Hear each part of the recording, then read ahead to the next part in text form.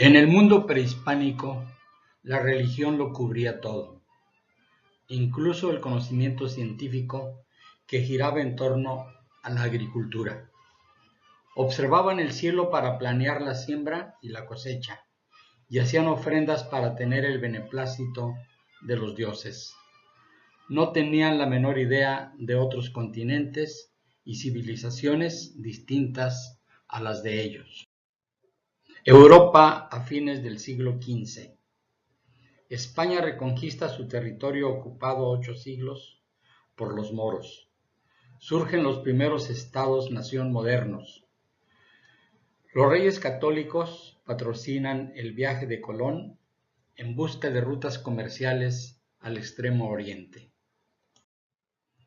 La cosmogonía indígena, mejor tecnología y las reyertas entre los pueblos se conjugan para que un puñado de soldados ibéricos al mando de Hernán Cortés se pongan al frente de un ejército de miles de indios aliados y tomen Tenochtitlan, la orgullosa capital del imperio azteca.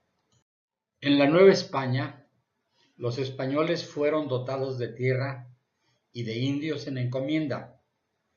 Ellos se encargaban de la salvación de sus almas y los indígenas del bienestar de los ibéricos en este mundo.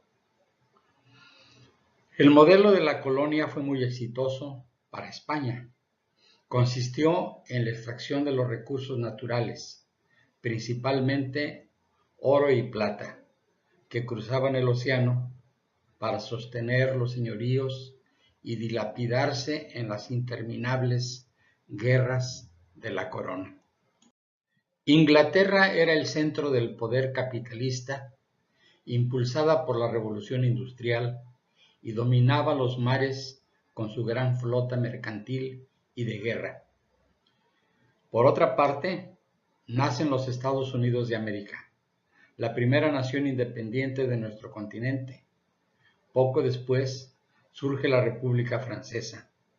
Ambas lanzan ideas de democracia y libertad que encuentran eco en las posesiones españolas de América. Napoleón depone al rey de España, Fernando VII, y pone en su lugar a su hermano, José Bonaparte. Miguel Hidalgo llama a la insurrección en favor del rey depuesto y de la religión. Después, otro cura, José María Morelos, convoca a la independencia para formar una nación independiente, donde solo la religión católica sería aceptable y que el poder público disminuyera la brecha entre la abundancia y la miseria. Los ibéricos y los criollos deciden que no vale la pena continuar con la defensa de la colonia y que lo mejor era encontrar la independencia de México para no perder sus privilegios. Quien toma la iniciativa es el oficial Agustín de Iturbide. Tenía la misión de acabar con Vicente Guerrero, pero en lugar de hacerlo, se alió con él para lograr la independencia de México, lo que quedó simbolizado con el abrazo de Acatempan. A falta de un proyecto mejor, el propio Iturbide fue proclamado emperador de México. Sin el apoyo del ejército, el imperio no se pudo sostener. Con más del doble de la superficie actual y con solo 6 millones de habitantes, este inmenso territorio no se consolidó como una sola nación. Texas se puebla con colonos anglosajones, protestantes, que hacen su propia guerra de independencia y se separan de México. Entre 1846 y 1848 llega el desastre de la guerra con los Estados Unidos, que era un estado ya consolidado, que se expande sobre más de la mitad del territorio mexicano. Liberales y conservadores se enfrascan en la llamada Guerra de Reforma.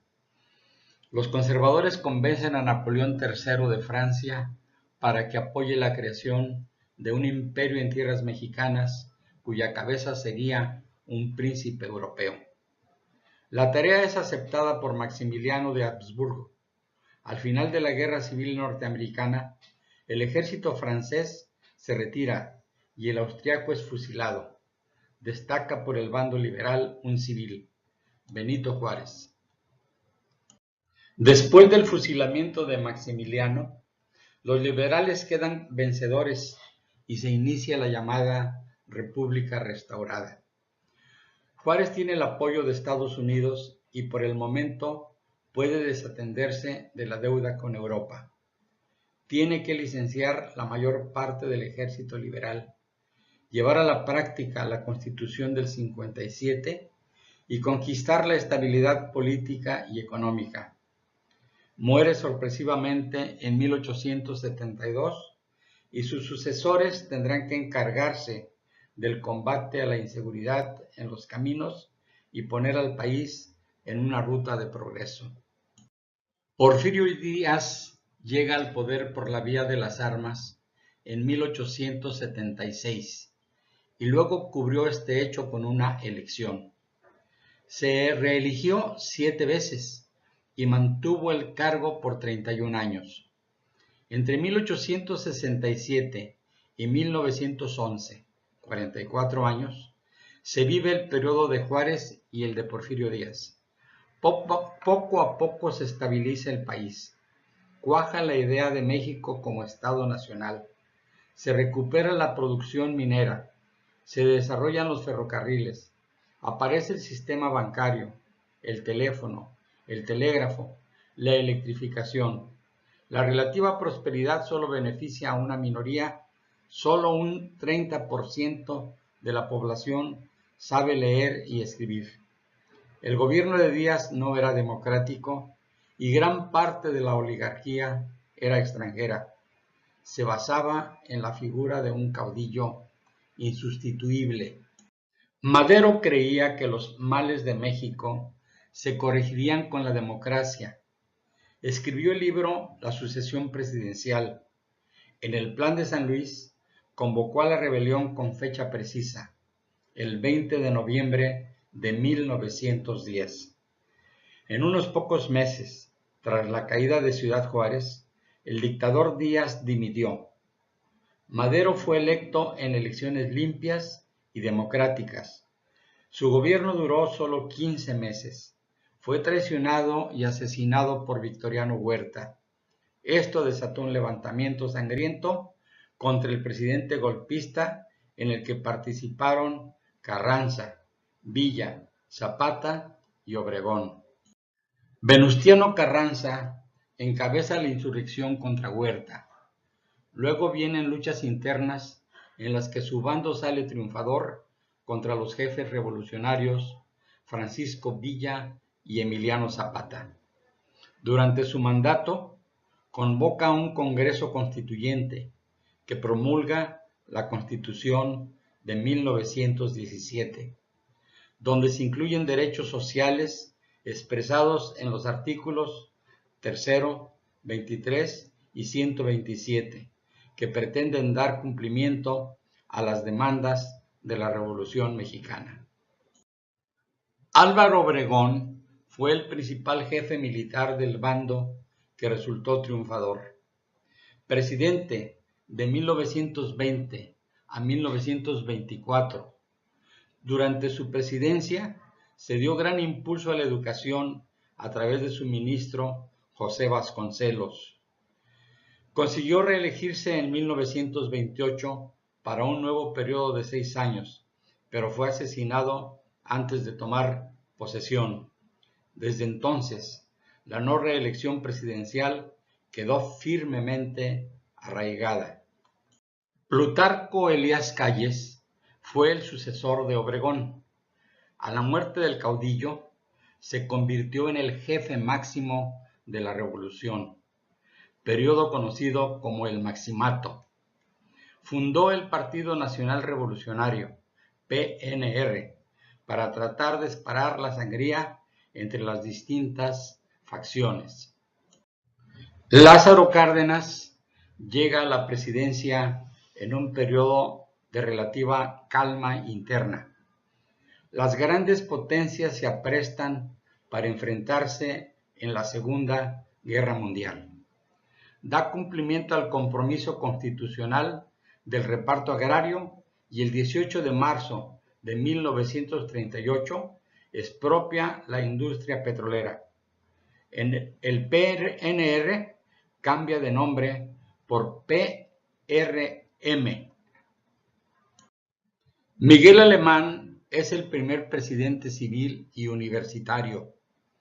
Durante su sexenio se realizaron grandes obras públicas y se hizo evidente su enriquecimiento y el del grupo que lo rodeó. El PRM pasó a llamarse PRI. 2 de octubre no se olvida. Carlos Salinas de Gortari, tecnocracia, neoliberalismo y corrupción. Vicente Fox y Felipe Calderón, transición fallida y violencia. En un principio, Enrique Peña logró un acuerdo con los principales partidos de oposición para, a través de un pacto por México, sacar una serie de reformas en asuntos básicos como el educativo, el laboral y el energético.